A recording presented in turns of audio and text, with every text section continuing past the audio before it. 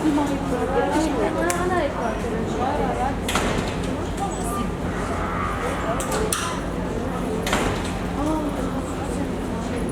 وسهلا بكم جميعا من كل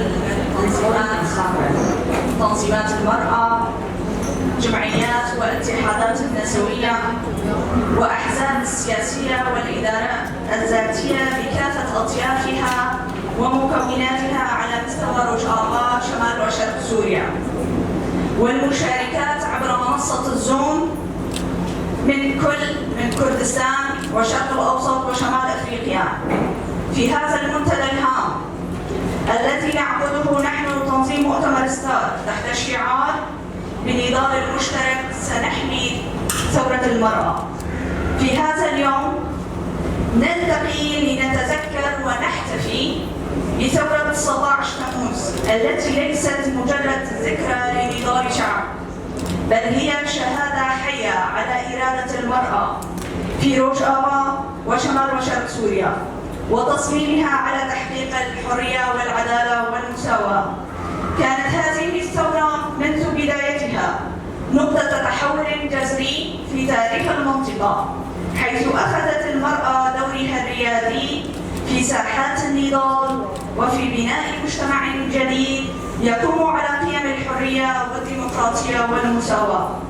لقد شهدت هذه الثورة إنجازات عظيمة حققتها المرأة من حماية الهوية والتراث إلى تحقيق تقدم ملموس في حقوق الأسرة وإنشاء منظومة خاصة تحترم وتدعم حقوق النساء.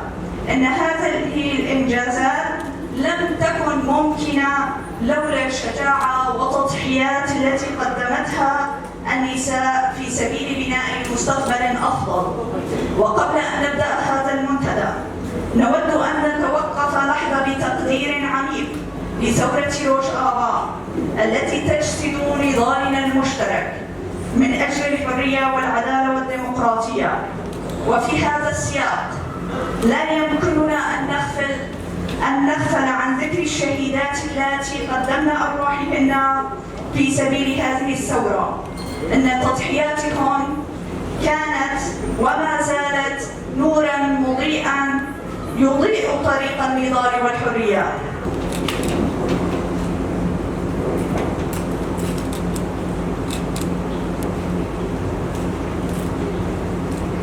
ثورتنا ودمائهن زكية ستظل نورا يضيء طريق نضالنا. واضح جدا في تعقيدات وفي وضع عالمي صعب جدا جدا. طبعا هذا الوضع العالمي لابد من انه الواحد يعني يحل هذا الوضع، انه هذا من وين جاي وليش. طبعا هذا الوضع في البدايه لازم نركز شوي على الازمات الموجوده بالنظام العالمي، لان مشكله النظام العالمي يعني شكل النظام اللي يحكم العالم في الوقت الحالي. كلياتنا مدركين ونلاحظ طبعا ونشوف ونعيش فيها حتى انه في شيء غريب بالعالم، يعني فيها حالة عدم استقرار كبيرة جدا. يعني الفرد حتى وهو في منزله في بيته لا يحس بالراحة، يعني الإنسان حتى ولو هو في بيته لا يحس بالراحة، يحس إنه في شيء أمر، يعني في شيء مغلق، في شيء مو طبيعي بالحياة، في شيء اسمه عدم الاستقرار. يعني كل الناس يعني في كل بقاع العالم تقريبا، يعني المناطق اللي فيها حروب والمناطق اللي ما فيها حروب كمان الناس تعيش هاي الحالة. يعني الناس اللي ما عندها حروب كمان تعيش حالة عدم استقرار. بتحس انه مثلا قبل 20 سنة 50 سنة العالم كان اريح، يعني مثلا في شيء كلمة بالكردي يحط راسه وينام مثلا بشكل مرتاح. بس هلا لا، كل العالم حتى ببيوتهم بيحسوا انه في مشكله بالحياه، في مشكله. طبعا هذا الوضع مهم جدا نعرفه نحلله انه ليش، من وين جاي. هذا الوضع المعقد طبعا في يعني هذا الوضع المعقد السبب الرئيسي فيه انه من تقريبا منذ 72 ولليوم يعني ليومنا هذا في شيء اسمه أزمة خانقة، يعني أزمة كبيرة جدا. طبعا هاي الأزمة لأول يعني في تاريخ البشرية، في تاريخنا الطويل اللي تقريبا يمكن يعني هيك يعني تاريخنا المنظم والمكتوب حتى يعني تقريبا 20,000 سنة من اليوم. يمكن هاي المرحلة أول يعني من المراحل الصعبة جدا جدا في هذا التاريخ الطويل. نوع الأزمة اللي هلا عم تحكم العالم الموجودة، يعني الموجودة بالعالم تقريبا ما بنعاشها، يعني الإنسانية يمكن ما عاشتها قبل هلا، أو حتى إذا عاشتها يعني مو لهالدرجة معقدة وكبيرة. هاي الأزمة نحن يعني الناس الاجتماعيين يعني المفكرين الاجتماعيين سموها بالأزمة البنيوية. إيش يعني الأزمة البنيوية؟ يعني أزمة موجودة بكافة بنى النظام. يعني هذا النظام معتمد على يعني في له أسس. هذه الأسس بالمجمل متأزمة بالمجمل. يعني الناحية الاقتصادية متأزمة، الناحية البيئية متأزمة، من التصحر يعني واضح طبعا. يعني الأزمة البيئية من أخطر أنواع الأزمات الموجودة حاليا واللي تهدد الحياة أصلا، يعني تهدد وجود الحياة على كوكبنا. يعني في كثير نقاشات إنه يمكن بعد فترة مو طويلة يمكن إنه بهالشكل إذا تستمر الوضع يمكن إنه تنقضي على الحياة في المجمل. يعني فهيك تهديد حيوي أو تهديد حياتي على حياة البشر. من الناحية الاجتماعية في أزمة كبيرة، من الناحية حتى العلم بأزمة. ليه؟ مثلا طبعا كلها لها أسباب، يعني مثلا مرض ما سنتين ما قدروا يطلعوا لها مفتاح، فهي في مشكلة. يعني إنه طبعا بالنتيجة بدي أجي إنه السبب الرئيسي لخلق هالأزمات كلها شو هي؟ فبالتالي هاي المرحلة نتيجة الأزمة العميقة والخانقة في شيء اسمه حالة فوضى. يعني هلا العالم دائما وأبدا بس ما الأزمات تكون كبيرة ورا الأزمات دائما في حروب كبيرة. بس ما الأزمات تصير كبيرة الحروب كمان تطلع نتيجة الأزمات تطلع حروب كبيرة كمان بالحياة.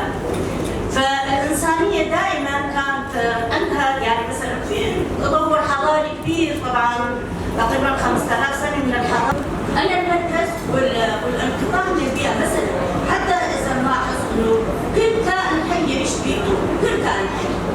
السمكة ما بتقدر تطلع من المي لأنه بيئة السمكة هي مي. بيئة النجوم مثلا هي الفضاء. بيئتنا نحن هذه الأرض اللي نعيش عليها. أغرب كائن حي أغرب واحد يعني يعيش غربة بكل معنى الكلمة من بيئته هو الإنسان. الإنسان في حالة غربة كبيرة مع البيئة اللي يعيش فيها، يعني منقطع عن بيئته. لهيك ما بيحس ببيئته. لهيك مشان هيك بإمكانهم إنه مثلا يطاروا 400 صاروخ بلحظة، 400 صاروخ مشان ليش؟ ستارلينك يطاروا، بس ما قدروا يشوفوا علاج بسيط لمرض كورونا مثلا. ليش؟ لأنه كل أموال صارت متمركزة ببعض الأيدي. يعني مثلا بعض الشركات أخذ المرأة دورها في صنع السياسات. تدهورت الحالة البشرية أو الحياة البشرية على سطح الأرض، وانحنى وكان المنحنى لهذه الحياة نحو السلطة الذهنية الذكورية التي أذهبت بسبل الحياة إلى عكس ما تتطلب. مثلا التأثرات بهذه السلطة الذكورية أو هذا المركزية بالسياسة، الأسلحة البيولوجية التي استخدمت لإخراج الإنسان من طبيعته البشرية، الحالات النفسية وأمراض الانتحار وما إلى ذلك، الأمراض المستشفية أو الحروب البيولوجية التي أثرت خاصة في القرن الأخير. الحروب البيولوجية، صنع الأمراض، صنع الفيروسات، صنع الأمور التي تصنع المخاطر على البشرية، يعني والحرب الاقتصادية المزمنة. يعني الرفيقة ذكرت الأزمات الاقتصادية، هي بنواتها هي أساسا هي حرب اقتصادية على البشرية، وطبعا لصالح الأنظمة الرأسمالية. حبيت بس هيك.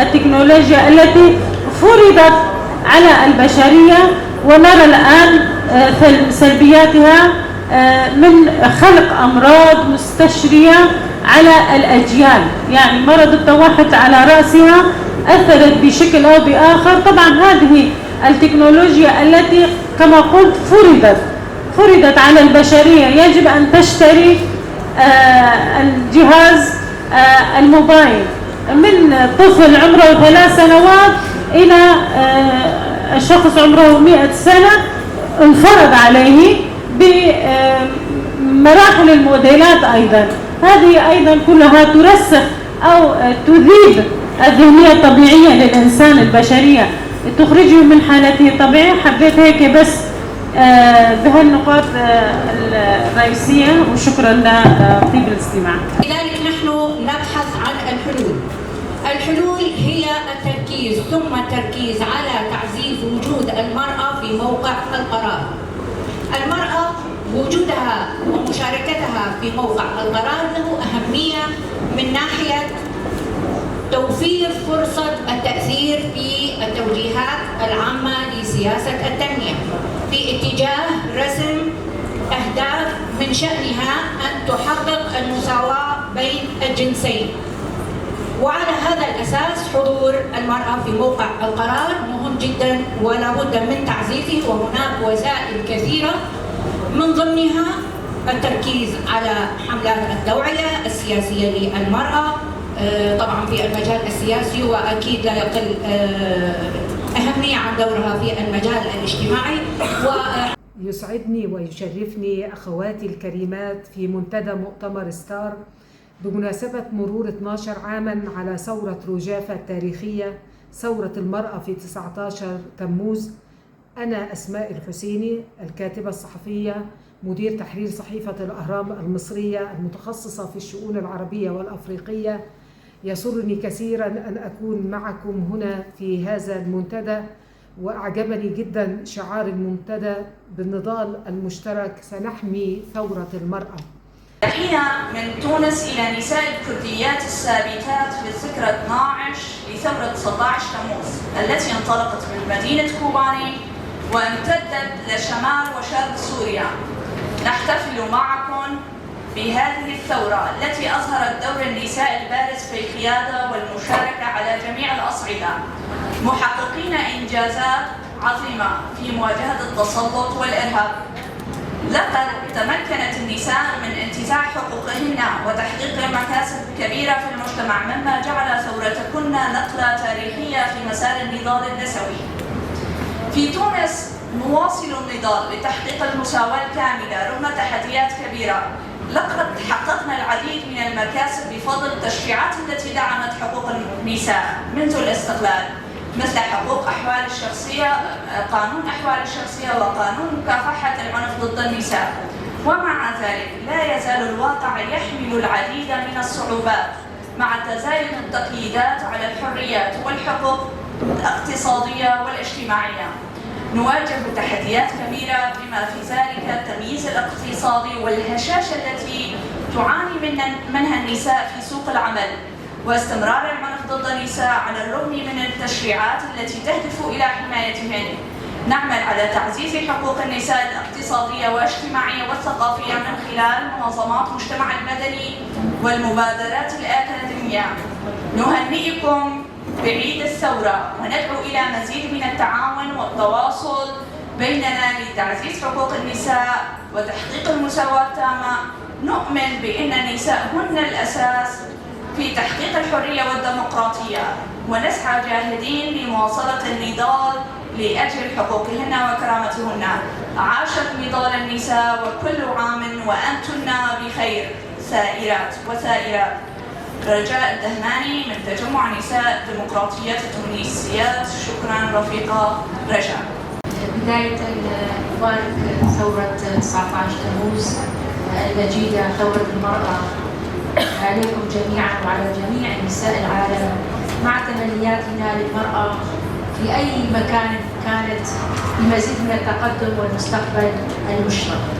طبعا محوري هو حول إبادة المرأة. يمكن هذا مصطلح الإبادة يعني هو موجود ولكن غير متداول بشكل كثير. سنحاول في هذا المحور تسليط الضوء على مفهوم إبادة المرأة وأشكال هذه الإبادة التي تطبق على المرأة بشكل يومي، وكيف فينا نعالج هذه الجرائم. طبعا هي جرائم بطبيعة الحال، هي جرائم ترتكب ضد المرأة بمختلف أشكالها ومسمياتها. ماذا نقصد في صوت؟ أنا ما عم بسمع كثير. ماذا نقصد بمصطلح إبادة المرأة؟ ينتج النظام البطريركي الأبوي عنفاً ضد النساء يصل إلى حد القتل تحت مسميات مختلفة، منها الشرف، الغيرة، الحب، المنافسة. وفي حين لا يزال ينظر إلى قتل النساء في كثير من الدول أو الثقافات أو المجتمعات على أنه جريمة قتل جنائية ليس لها سياق مرتبط بالتمييز ضد النساء، بل إنها غالباً ما تفشل في تحقيق العدالة للضحايا. قامت الحركة النسوية باستنباط هذا المصطلح للتشديد على استهداف النساء وقتلهن أو إبادتهن لأنهن نساء، سعياً منها للاعتراف بسطوة النظام الأبوي وتعمده قتل النساء. تشكل عمليات قتل النساء المتعلقة بالجندرة مشكلة خطيرة في جميع بلدان العالم، الغنية منها والفقيرة، عليهم وكسر إرادتهم. 2. القضاء على الهوية الثقافية والمجتمعية. يهدف الاغتصاب أحياناً إلى تدمير الهوية الثقافية للمجتمعات المستهدفة من خلال تشويه الأسرة والمجتمعات بأكملها. 3. التهجير القسري. يستخدم الاغتصاب لإجبار السكان على الهروب والتشرد، مما يسهم في تحقيق أهداف التطهير العرقي والديموغرافي. 4. القضاء على المقاومة السياسية والاجتماعية من خلال استهداف النساء القائدات والمناضلات. يسعى إلى القضاء على المقاومة السياسية والاجتماعية وتخفيض النضالات الحقوقية والتطهير العرقي. 4. العنف القائم على نوع الجنس، وهو العنف المرتكب بسبب النوع أو الجنس، وهو يعني إجبار شخص على المشاركة في أنشطة جنسية دون رضاه، ومن خلال العنف أو التهديد أو الإكراه أو الخداع أو الضغط الاقتصادي، وهو ينشأ من القوى غير المتساوية بين الرجال والنساء والتمييز الناتج ضد المرأة. يزداد خطر العنف الجنساني ضد النساء بشكل أكبر في أوقات الأزمات، ويشمل العنف الجسدي كالضرب والدفع والحرق والتعذيب والخنق وإطلاق النار، وأيضا العنف العاطفي ويشمل الإهانة والتنابز بالألقاب أو التحرش أو العزل والإرهاب، وكذلك العنف الجنسي ويشمل الاغتصاب وتشويه الأعضاء التناسلية والزواج القسري، وهو الزواج الذي يكون فيه على الأقل أحد طرفيه دون 18 من عمره. 5. الأشكال المتطرفة لحالات إبادة النساء باستخدام العنف. تحدث حالات قتل النساء في سياق ظواهر مثل الجريمة المنظمة وتجارة المخدرات والعصابات والهجرة الجماعية والاتجار بالبشر. ويؤثر الاتجار بالبشر في النساء غالبا ما يتجر بهن لأغراض الاستغلال الجنسي، وبالتالي من المرجح أن تؤثر عمليات القتل الخاصة بالاتجار بالبشر في النساء وأن تنطوي على دافع يتعلق بالجنس. 6. استهداف النساء القياديات والمناضلات. يمكن أن يعتبر جزءاً من استراتيجية حرب الإبادة، يشمل ذلك استهداف النساء اللواتي يلعبن أدواراً قيادية في المجتمع أو في النضالات السياسية، والتي قد تكون محركاً للتغيير الاجتماعي أو السياسي. يتم استهدافهن عادة لأسباب منها: أولاً تخويف وإرهاب الجماعات المعارضة. يستهدف النساء القياديات والمناضلات لتخويف الجماعات المعارضة وكسر إراداتهن وأحباط الجهود النضالية التي يمكن أن تؤدي إلى التغيير. 2. تقويض الهوية والتمثيل. يستهدف هوية النساء القياديات والمناضلات وتمثيلهن في المجتمع، مما يؤدي إلى تقويض دورهن في تمثيل الفئات المختلفة وتأمين حقوقهن. 3. السيطرة على الموارد والسلطة. يمكن أن يتم استهداف النساء القياديات والمناضلات للسيطرة على الموارد أو السلطة التي قد يمتلكنها، مما يؤدي إلى إضعاف قدرتهن على التأثير والتغيير. 4. تشويه صورة النضال. يستخدم بعض الأنظمة القمعية والجماعات المتطرفة استهداف النساء القياديات والمناضلات لتشويه صورة النضال وجعله متشددا أو غير مبرر. بشكل عام يمكن أن يؤدي استهداف النساء القياديات والمناضلات إلى ضعف الحركة الاجتماعية والسياسية وتقويض الديمقراطية وحقوق الإنسان، مما يجعله جزءا من استراتيجية أو حملة لإبادة أو تقويض المجتمعات المعارضة. هناك أمثلة عديدة على استهداف النساء القياديات والمناضلات كجزء من حملات الإبادة أو تقويض حركات المجتمع المدني والنضالات السياسية. من بين الأمثلة: أولاً في أفغانستان، خلال النزاعات المسلحة والصراعات الداخلية في أفغانستان استهدفت النساء القياديات والناشطات بشكل مكثف من قبل الجماعات المسلحة والأطراف المتصارعة. على سبيل المثال تعرضت الناشطة في مجال حقوق الإنسان استفزاز لمحاولة اغتيال من قبل طالبان بسبب دورها في التعليم والنضال من أجل حقوق الفتيات في التعليم. 2. في العراق خلال الفترة الأخيرة تعرضت الناشطات في مجال حقوق الإنسان والقياديات النسائية في العراق للاعتداءات والاغتيالات من قبل جماعات متطرفة والعناصر المتشددة بسبب دورهن في تعزيز حقوق النساء والدفاع عن الحقوق الإنسانية. 3. في سوريا في سياق النزاع السوري تعرضت النساء القائدات والناشطات للاختطاف والتعذيب والقتل من قبل أطراف النزاع المختلفة. يتم استهداف فيهن بسبب دورهن في النضال من أجل الديمقراطية وحقوق الإنسان ومشاركتهن في الحركات المجتمعية. على سبيل المثال في شمال وشرق سوريا تم استهداف السياسية أفرين خلف، وأيضا هناك استهداف للقيادات ليلى وزهرة بركل، وأيضا يسرى درويش وريحان درويش وغيرهن، والرفيقات في القياديات في وحدات حماية المرأة رفيقات البلدان ورفيقاتها.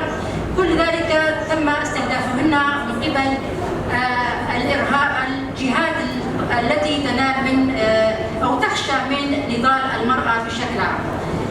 الناضلة الكردية بخشان عزيزي التي حكم عليها بالإعدام من قبل النظام الإيراني الملالي فقط لأنها عضوة في حزب الحياة الكردستاني ومشاركة في ثورة جنجيان آزادي في إيران. يعني هذا الخبر من امبارح متداول، وحبينا أنه من خلال هذا المنتدى نذكر اسمها بالتحديد، وجميع المناضلات في جميع أجزاء كردستان وجميع أنحاء العالم والشرق الأوسط بكل مكان. المرأة تناضل وتكافح لخلق ثورة مجتمعية، ثورة نسوية أمام الإبادة. يجب أن نذكرها ونتضامن معها ونكون قلبا واحدا سوية. في الحقيقة يعني أنا بشكر الرفيقة أمينة لأنه يعني المحور كان بطريقة جدا قانونية وفيه إحصاءات كثيرة، وهي الإحصاءات يعني ما زالت مستمرة عم تتاخذ من قبل المنظمات والمؤسسات الحقوقية، ولكن يمكن هي بعيدة عن الواقع المعاش والحقيقة المرة اللي عم تمر فيها النساء حول العالم. لأنه ما زال هذا الموضوع الخطير اللي هو إبادة المرأة فيمينيسايد يعني ما زال هو غير معترف به دوليا من قبل العديد من الدول، وخاصة الدول القومية، وخاصة الدول اللي هي جزء من النظام العالمي الرأسمالي. يعني هذا مصطلح متداول بين الحقوقيين والناشطين، ممكن يكون في أحد المؤسسات والمنظمات الأممية معترف به، ولكن ليس معترف به دوليا. لذلك ما زال أمامنا الكثير من العمل والنضال المشترك النسوي. في تونس نشعر بالاستياء تجاهها نتيجة ازدياد عدد الضحايا كل يوم. هذه الجرائم التي تقتل وتقتل فيها النساء من أجل أنهن فقط نساء، يقتلن بالرصاص وبالحرق وبالخنق وبالدهس